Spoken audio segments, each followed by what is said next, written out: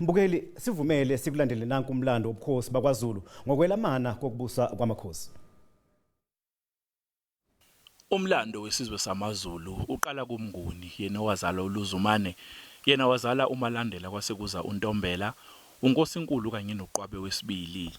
uZulu wazalwa ngo1627 waze wakhothama ngo1709 yena ke wayenamadodana amabili uPhunga noMageba. Izintambo zombuso kaZulu zaqala ezathathwa uPhunga owazalwa ngo1627 waze wakhothama ngo1727 kanti kwathi uma ngabe khothama izintambo zathathwa uMageba owazalwa ngo1667 wakhothama ngo1745. uMageba wazala uNdaba owazalwa ngo1627 wakhothama ngo1763 yena owazala uJama ngo1697 wakhothama ngo1781. uJama wazala uSenzangakhona ngo1727 waze wakhothama ngo1781.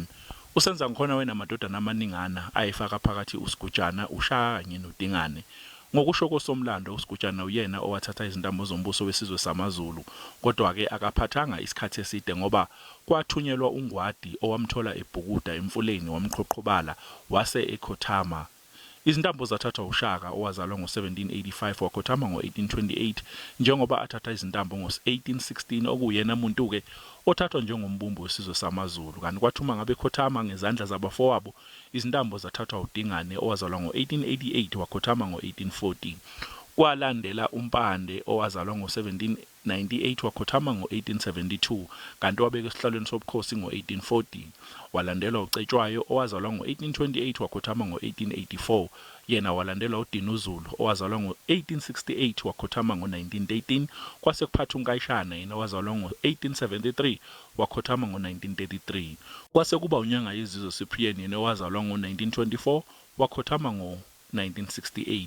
Ingonyama uCyprian yazalwa uGoodwill Zwelithini kaBhekuzulu yena ke njengoba akhothama intambo zombuso ayizange ithathwe umuntu njengoba bekusenebamba uManthombi Dlamini ongokudabuka eSwazini.